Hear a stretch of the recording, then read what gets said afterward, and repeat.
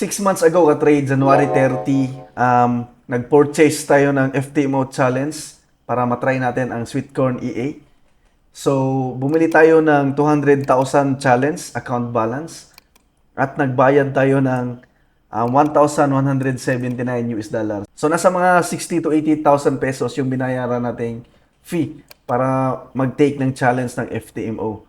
So, ginamit natin ang Sweetcorn EA kasi na-try natin yung Sweetcorn EA. Makita natin, sobrang baba ng drawdown. Sa 1% lang, 1.2, 4% yung pinakamataas. So, itong 10% drawdown, ito yung unang gamit natin ng Sweetcorn na nagkamali lang tayo. So, parang hindi counted yan. So, ito talaga. Simula August 10, 2023 hanggang June 24, 2024. Sobrang baba ng drawdown natin. Wala pang 5%. So, nasa 10 months na sobrang baba ng drawdown ng Sweetcorn EA. Kaya naisip natin na i-take yung challenge ng FTMO, baka maipasa natin.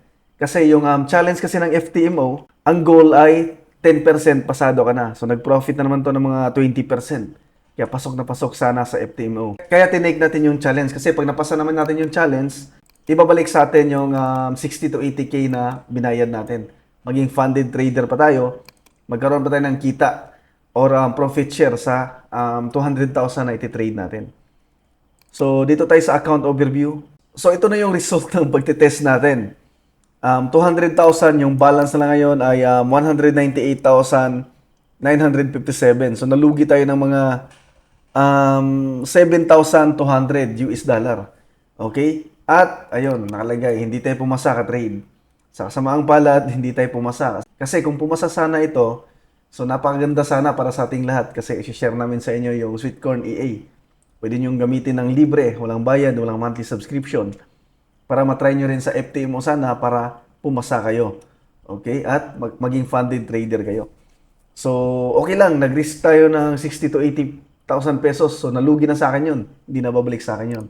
At least nakagawa tayo ng content. Pero, ganun talaga yung business. Kasi kung pumasa yun, ibabalik yung binayad natin, kikita pa tayo sa sa profit share. Maging funded trader tayo. Bibigyan tayo ng capital na 200,000, iti-trade natin yon. So yung kita, meron tayong profit share na 80% sana. So check natin yung metrics kung bakit di tayo pumasa. Yung target profit sana para pumasa tayo, 20,000 US dollar. Yung unang mga trades natin, nag-profit tayo dyan ng mga siguro mga $6,000 or $4,000. Kaso bigla tayo nag-drawdown hanggang ni-recover natin yung drawdown natin kasi ito yung zero, ito yung ito yung break even, ito yung profit. Ito yung max loss. Kapag na-loss tayo ng 20,000 US dollar, hindi na tayo papasa, ma-out na tayo. Pero bakit na-out tayo na 7,800 pa lang yung nalugi sa atin? Yung max ay 20,000 US dollar. So, explain ko sa inyo dito sa baba. Minimum 4 trading days. So, 77 days na tayo nagtitrade. So, pasado tayo doon. Max loss, pasado pa rin tayo sa max loss kasi di tayo umabot ng 20%, di tayo umabot ng 20,000. Hindi lang natin na-reach yung profit target na 20,000. Okay? So, nadali tayo dito sa max daily loss.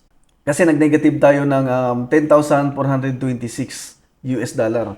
So, yun yung max daily loss na naabot natin. Kasi yung limit, 5% lang yung max daily loss.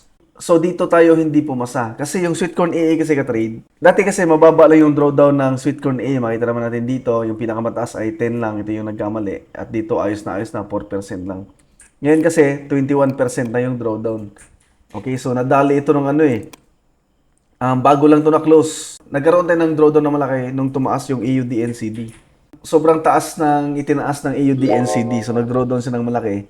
So, doon tayo pumasa. Kasi ang style kasi ng EA, ng Sweetcorn, so nag-open trade siya. Marami siyang trade na ino-open. Pag negative yung trade, nagdadagdag lang siya ng trade. Kaya inabot yung max daily loss na 5%, ng negative ng 10,000 US dollar.